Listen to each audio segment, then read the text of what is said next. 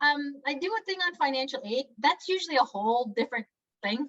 And if you want me to come back, I can do a whole thing on financial aid. Financial aid is a huge nugget, and particularly with Asian Americans and middle-class families. And there's all kinds of different incarnations of financial aid. I can do a session on financial aid. Financial aid is not due until March, so you may want to have me back. And I did do stuff in the beginning on how to determine certain schools don't have good financial aid, so you don't want to apply to a school that you're going to end up owing a car every year too. And there certainly are schools that have more ability than others to pay. And there are also schools that are looking for certain types of students and have designated money for certain types of students or certain types of interests. So the University of Seattle has that Sterling Scholarship, which Hollis Ware got, which is a full ride. I mean, a full ride on everything. And it's a special application, and they choose only 20 of them, and they get publishing, and they get different advisors, and they get everything.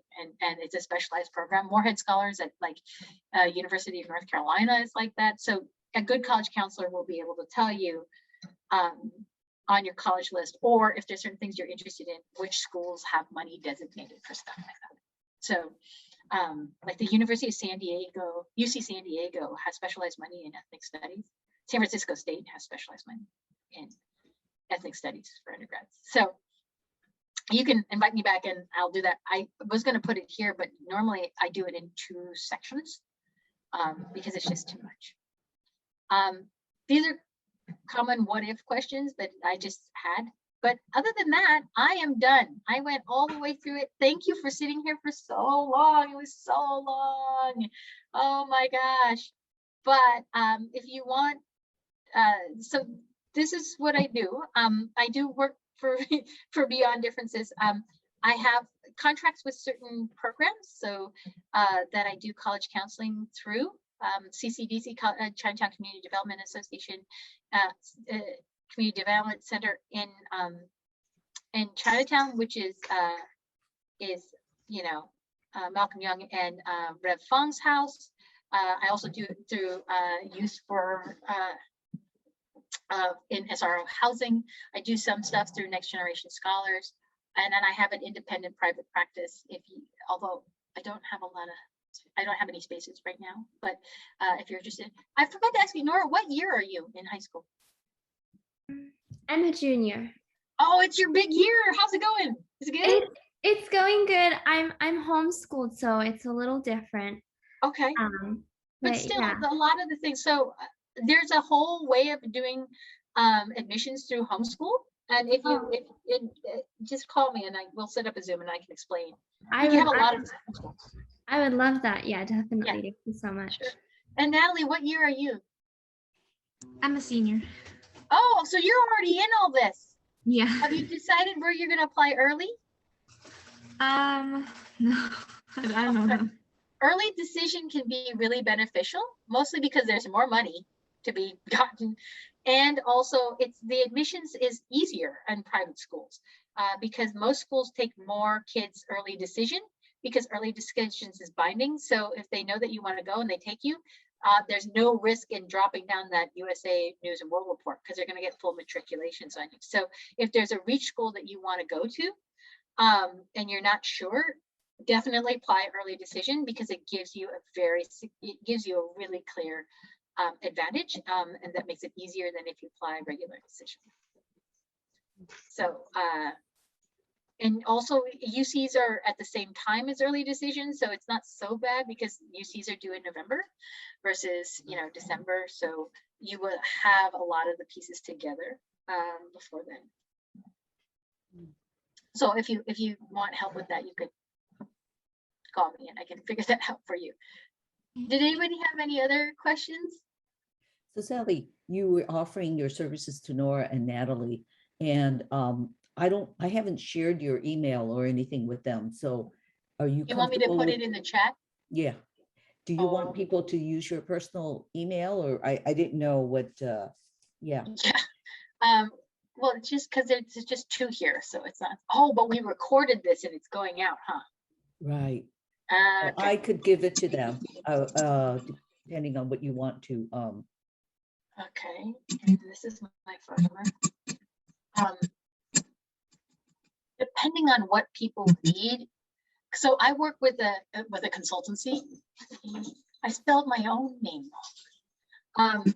I work with a consultancy of other college counselors. So if I can't take a client, then I may be able to refer you to somebody else who specializes in this kind of stuff. But you just have to, but if it's a simple, easy thing, I'll just answer the question and give you my best advice because you came to me through this. But if it's like a whole thing that takes many hours, then it's a little different. But that's me. But I, in terms of like figuring out how to navigate these things, just contact us and we'll figure it out.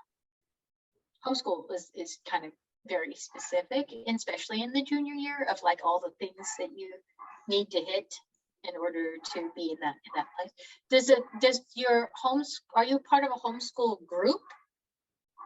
No, Okay. my mom did a private school affidavit. Okay. And then your curriculums, does she write them, or is she purchased them, or it's connected to a homeschool network?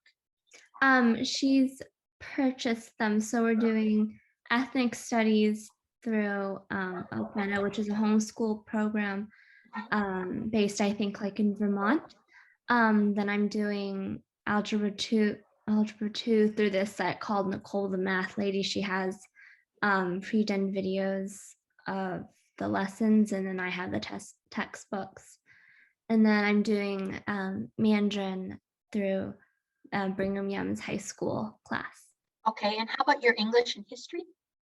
The ethnic studies is mostly. Are you counting that? Is that okay? In writing, like you read chapters in the book, then you give your thoughts to the question. In your junior year, it's usually American history. Have you taken an American history already? Not yet, no. Okay, so you're going to take that when?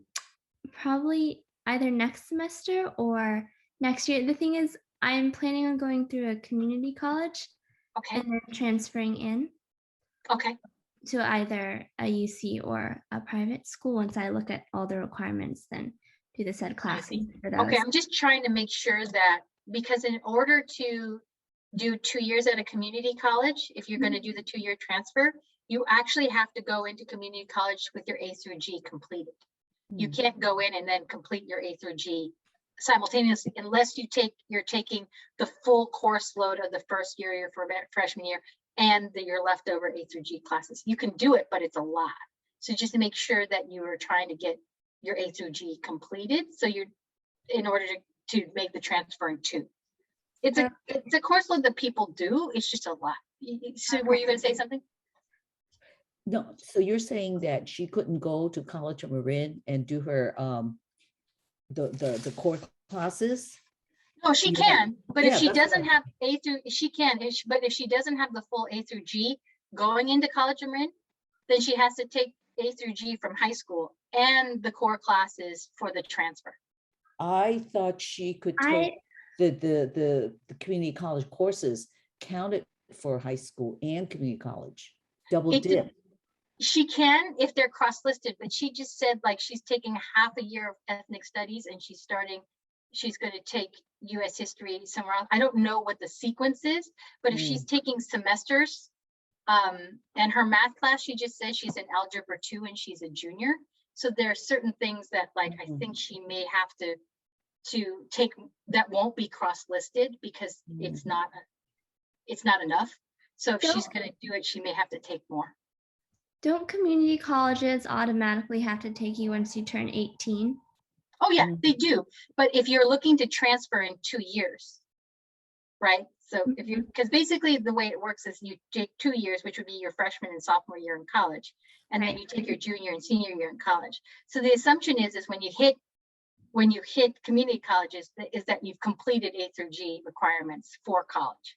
If you haven't, then you may have to take more classes in this first and second year. I don't know, I haven't seen your transcript, but I just want to warn you in case that you do, that you take into consideration, because I've seen this happen a lot. It's kind of common with homeschool kids that they get the community college and they see that, oh, I actually need to make up this class before I can. You need prerequisites for certain things and like that. And your homeschool classes may not necessarily count or be credited for your community college. You just have to go, you go into the community college and you talk to a counselor and they will look at what you've done and they'll tell you what you have to do, but just I just don't want you to go in there thinking, oh, I'm just going to take the core classes for these 2 years and then I'll transfer, just so you're prepared in case there's some fuzziness going in. Okay. Yeah. The other thing, Nora, is I believe that if you take your GED, you don't have to be 18 to go into the community college. It's either or. Okay. So if you really want to get in. The other thing is, if Sarah McKinnon is still at College of Marin, her son, Walang, who used to be in Lion Dance years ago with Tasha, he was homeschooled and he then went into College of Marin. So Sarah might have some advice or, experience of what her son did. Oh yeah, and the counselors, there's a lot of homeschool kids in Marin County, so they know. I've seen them do it. They'll just sit down and they'll say, this works, this thing, this doesn't, this might, and like take this one, and they'll tell you what to do. The only reason I'm saying is just be prepared in case. Okay. Oh, I was going to say, Nora, are you planning to go to College of Marin or Santa Rosa JC or even both? Probably Santa Rosa JC. It depends on which of the colleges has the classes. So a friend of mine who is part-time at Santa Rosa JC, she had worked at College Marin, so she's got tons of experience. Bessie Ing Jung, she was very popular at College Marin. You could even start trying to see if you could do a Zoom session with her now, or a telephone, or whatever they're doing, because it's good to get a head start so that you don't run into a situation where you sort of sabotage, in a way, because you've taken courses that didn't get in or whatever it is. It's always good to get early advice. That's always the pitfall, that you're not taking the ones that you need to, or you double up on one that you didn't need, so there's a huge transfer counselor session there, so you just go in there, you make an appointment, and if I had the choice now post COVID of where I would go, I would really look at Santa Rosa JC, because they have more openings and that's sort of more robust programming right now.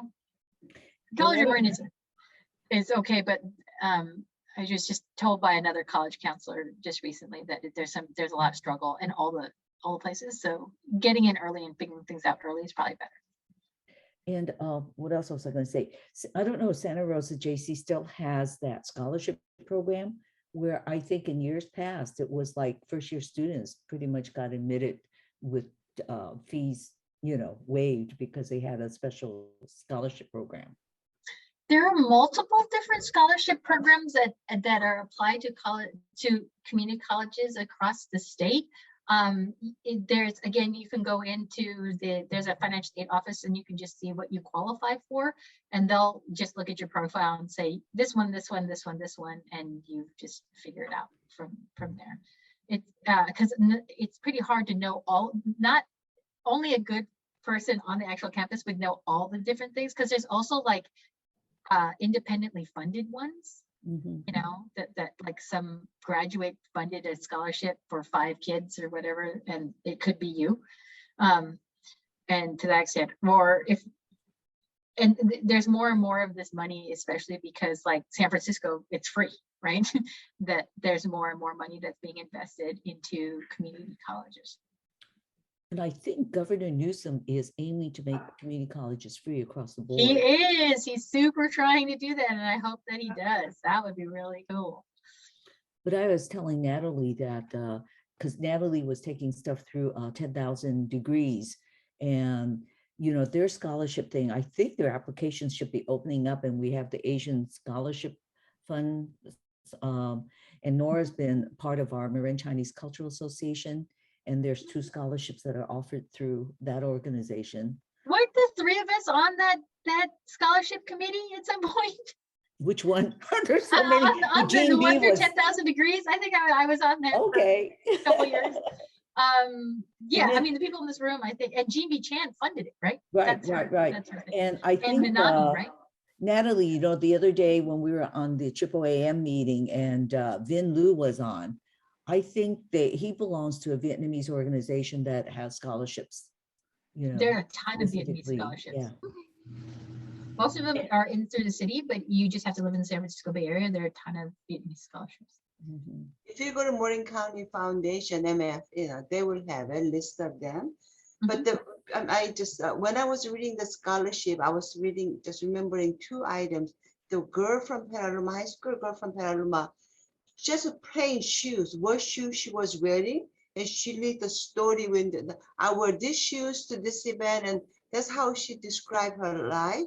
I thought that was very interesting. And then one guy, he went this international student. Anyway, what he did was he did environment science with a shovel. He went to army, Korean army. So he used to give shovel to the rice to the people he was working at the the cooking. So he was giving out the rice, and then he was, that's the first sentence was that, have you used a shovel to pick up the rice? That's how he lead it. And then he led to the environmental science out. So that was very interesting. Yeah, that's how he did it. And then, sorry, for your daughter, there is this thing that I always talk about. Hans, she's a Danish comfort woman. She got captured. She was 99. She passed away last year. Anyway, when she was telling, her female organ was all messed up. But what her husband did was they reconstructed her female organs, and she could be able to have 2 daughters. Oh, wow. Whereas that's West. Whereas the East, there was shameful, so they never talked about it. So that's what I talk about to my students. Like, wow, yeah, tell her that. Yeah, and then one more, there's one Vietnamese guy. What he did was he talked about how the Nazis picked up the blonde woman and blue eyes to have same. So they also kidnapped and had a blonde children. So they also had that kind of thing. So they're like, they want to dominate a white culture in Nazis in Germany. So that's another interesting subject. I think, you know, you can see how different countries, how both of them during wartime victimized women. they're so all the victimized, but different ways. Even the blonde woman with the blue eyes got like that. So that was really interesting. Yeah. Anyway, I did read an account of a Jewish woman that had blonde eyes and had blonde hair and blue eyes, and they took her out of a concentration camp and used her in sexual slavery because they probably did. Yeah. So there's even the Japanese woman was sexual slave also. My friend Haruko, there's Japanese woman also. She always talks about it. So there is like, so there is a whole bunch of them. It's interesting to look at it at a global context, right? Historical global context. It's so many the similarities and differences. Yeah. I'll tell her that. She told me, she had to stop reading about all this stuff because she just couldn't stomach it anymore. It was too much for her. And she's like, it's compelling and it's important work, but she says some days it's just like, oh, it's too much. So Emily invited me to her class. So I have them, there's 5 paragraph stories. I have them, one woman story, but I have them go around. The boys were crying. I have them read the story, and there's, how come I never heard this story? They were actually crying after they talked about it. I never heard of this story. So that's kind of thing I think is really powerful. Have them read it. That was really good. Yeah. That's it. Sorry. No, that's great. No, I love hearing that stuff. Okay. Did anybody have any questions for me? I'll answer whatever you'd like. I don't think so. It was so wonderful. Thank you so much. I learned so much. Oh, I'm glad. I wasn't sure. I was just trying to get it all in there and pack it all in there as much as I could. In terms of going forward, Natalie, what high school do you go to again? Tam High. You go to TAM, okay. TAM actually has a fairly good college counseling office, but they also have to deal with lots of students. And there are not very many college counselors for hundreds of students. So my advice is to get in early and have specific questions, not like, how do I do this? But like, this is what I've done. What do you think? You'll probably get more out of it than if you just walked in there, because they just have to, they have just way too many things. I'm trying to think of who else. You may be better off, given that there are so many people, is working with a teacher than with the college counseling office, like a teacher who's been there a long time. I can't remember their name right now, but there's an English teacher at Tam High that is, in my opinion, is kind of better than the actual college counselor and has been doing it so long that they might be able to help you more. And if not, you can just ask around and find somebody. And because everybody wants to help some kid get to college. It's not, that's why you become a teacher. We're not certainly not doing it for the money. So, Yeah, you know. I'm already involved in Bridge the Gap college prep, which helps me. Oh yeah, okay. So how long were you at Bridge the Gap? Were you there when William Cole Woods was there, or are you there with Andy Robles, or who are you there with? I've been there since 4th grade, so I had Mr. Oh, Woods okay. in elementary, and Andy's now the high school director, so I'm working. Okay, yeah, Andy's great, and he knows a lot. So you're in super good hands, and I think also Rondell Gibson from 10,000 Degrees spent times over there too. Yeah, so they'll be able to give you resources. And Marie Erickson, who's the admin person, I've known her for 43 years. She and I went to elementary school together. So, Yeah. so I mean, Bridge the Gap actually has a ton of resources, and Andy's terrific. So you'll be fine. Okay. So should we all go and run around for the rest of our Saturdays? Well, Nora, I think that we have just a little conclusion remarks that, Oh, I'm sorry. right? Do you have time for that? Just, I believe it was some brief thing with a poem by Natalie, and I think that's right. Sally would really appreciate Oh, that. that's So, right. Nora, Natalie, I forget what your ending Um, comments were. I think I can read my poem first, and then Nora can lead into our next event that's gonna happen. Yeah. Okay. Yeah. Okay. So like an introduction to the poem was, I wrote this like I think a few months ago about the Atlanta spa shootings, and this is a poem that I wrote in response, and also like shared it with my school community, and it's called "Healing for the Young Asian Girl." And it goes like this. To the young Asian girl who is struggling with how to process your pain right now, I want to tell you that it's okay. That the anger or hurt you may feel is valid and that you deserve to be acknowledged and seen. To the young Asian girl who wants to speak up but finds that your voice gets lodged in your throat and you feel as though you can't breathe, I am sorry. I am sorry for the pain you are in right now, and I know that you hate crying, but it's okay if you have to. Crying will not make you weak, and you will not be playing into that sick stereotype of a submissive Asian woman. So allow yourself to feel, to scream, to rant, allow yourself to heal because you deserve it. To the young Asian girl who feels fetishized and sexualized, you are human. You deserve to feel safe in your own skin, and I'm sorry that that sense of security was stolen from you, but know that you can take it back because you are stronger than what you may think right now. To the young Asian girl who feels ignored, who feels like people won't listen to your warnings or protests unless someone gets hurt or ends up murdered, your voice matters. It always has and always will, and people will eventually be forced to listen to what you have to say, so do not silence yourself for the comfort of others. To the young Asian girl who knows that this type of violence is new, who knows the history of Yellow Peril, the Chinese Exclusion Act, and the countless other times Asian bodies have been brutalized and beaten throughout history, please stay strong. It may feel like you want to give up, that people will forever choose to stay ignorant, but in that case, please put yourself first.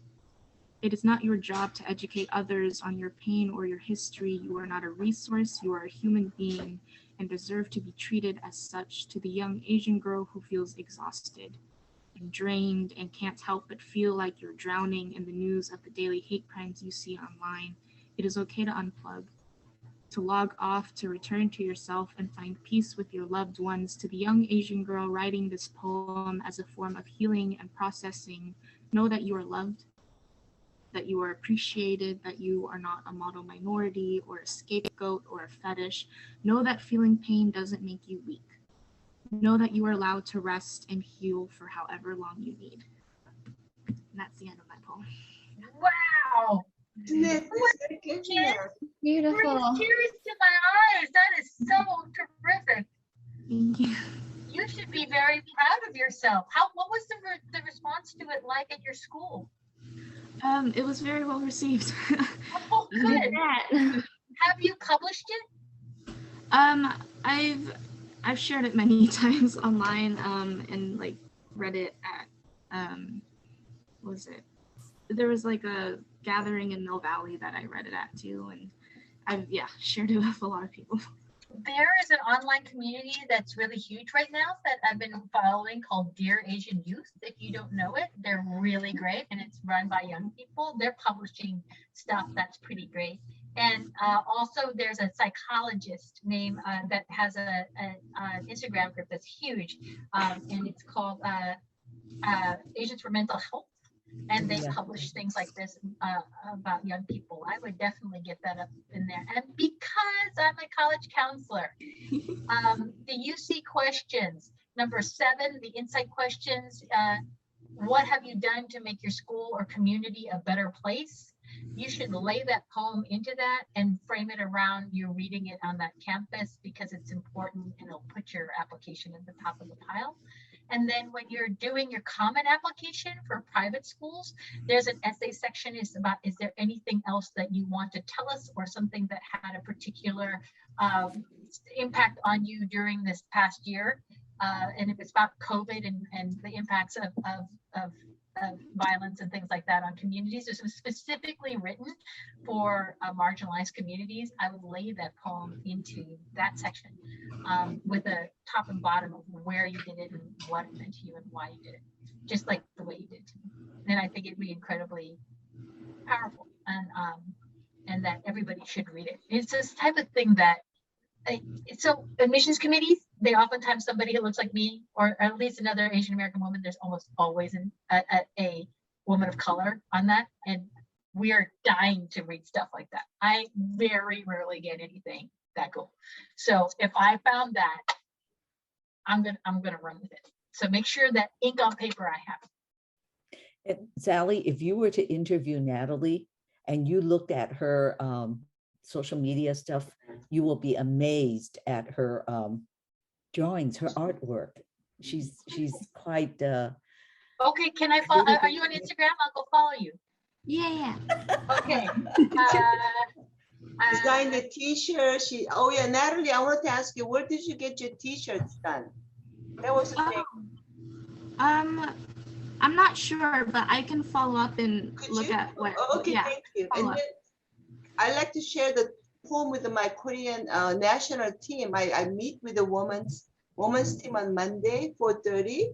So one of these says, if you can, I don't know if is it okay to share with other people your poem, but I'm not sure.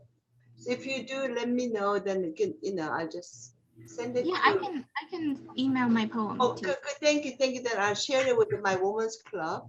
There is national, East Coast, everywhere. So so that would be very nice. Natalie, if you're, I work for the national director of a nonprofit. If you should apply to my national team board. So I would love to be able to have you as a part of that group and be able to take that poem and the work that you're doing to a national level. If you can just go to Beyond Differences, I'll put it in the chat, and you can go to the national team board and apply. It's a quick what? And when you go into there, one of the questions will be, how did you find out about it? And just write in that thing that Sally Matsuishi told you to apply. Part of what we're doing next week, Dr. Vivek Murthy is the U.S. Surgeon General. And he's partnering with my organization to do stuff about healing post-pandemic trauma in young people. He's requesting that he can talk to 3 students from my national team board about different things that happened during the pandemic. He's looking for kids that had an intersectional experience, meaning that they had 2 things going on during the pandemic. Your poem speaks to that because the shootings happened at the same time. If you apply, and we'll see if we can figure it out, it'd be interesting for you to be in conversation with the U.S. Surgeon General about that. Wow. They're going to tape our session, and then it goes out to all the governors and state surgeon generals because they're looking to get the voices of young students to be able to get basically red states to put more money into psychological service, post-pandemic psychological services for students. So the Surgeon General's doing these listening and talking with students, and they're looking for 3 from me. And so that would be interesting. I can't guarantee that you'll be chosen, but Opportunity. we're looking for those types of Can voices. we go like make book like this? The one, do you remember the I can't see that. What is it?